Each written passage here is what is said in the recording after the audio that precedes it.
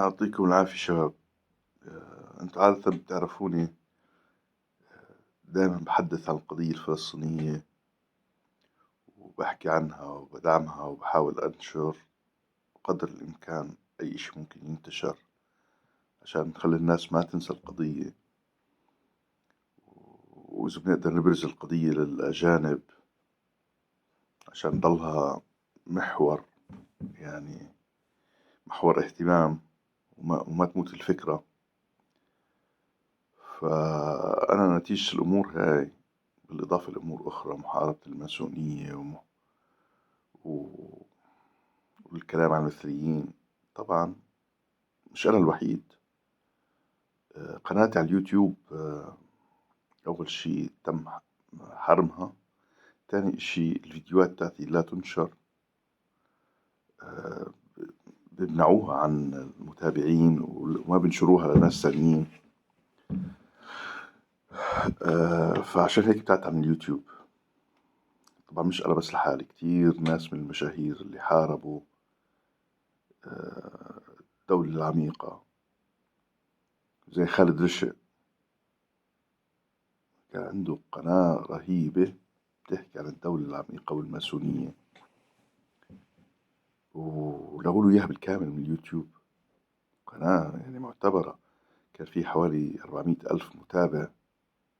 أنا قناتي لما لغوها كان في بس 40 ألف، يمكن أكثر من 400 ألف متابع لخالد رشا. المهم حطموه، حطوه بالزاوية، حكروه. مش بس خالد رشا، ناس كتير كمان. فيا إخوان، الحق الأيام هاي محارب، وبشدة. حتى على القناة اللي أنا موجود هلا عليها، على البلاتفورم اللي أنا موجود عليها، إذا بدك تحكي على مواضيع الدولة العميقة والكونسبيرسي ثيوري، رح تحارب ورح تمنع. فمش عارف الواحد عن شو يحكي، بطل في لي مجال أحكي غير بالاقتصاد. هذا المجال اللي هو اختصاصي واللي بفهم فيه واللي مشهود لي فيه، لكن يعني أنا بحب أحكي عن كل شيء. الواحد مش عايش بس عشان الاقتصاد والفلوس، الواحد في شغلات تانية أخرى بهمه يطلع يحكي فيها. وأكيد الفولورز تاعوني اللي بيحبوني، اللي شايفين قيمتي بالمجال الاقتصادي والأسواق المالية، أكيد بحبوا يستأنسوا برأيي، لأنه هديك يعني الآراء لها علاقة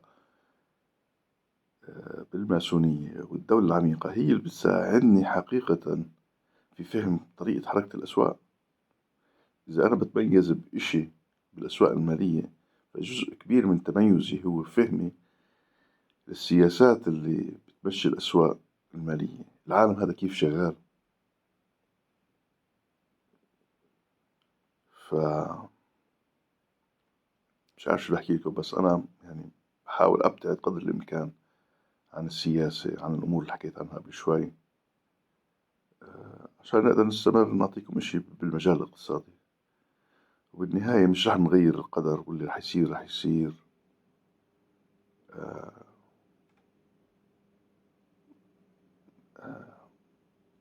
هن أقوى بكتير من إنه إحنا نقدر نوقفهم بمجرد حكي. الرسول صلى الله عليه وسلم وسيدنا علي نقلا عن الرسول إنه يأتي زمان تكون فيه السلامة بالابتعاد عن الناس، ويعني إبقاء اللسان مطبقا، يعني إنه الواحد ما يحكي كثير. ف سامحونا، بس سامحونا.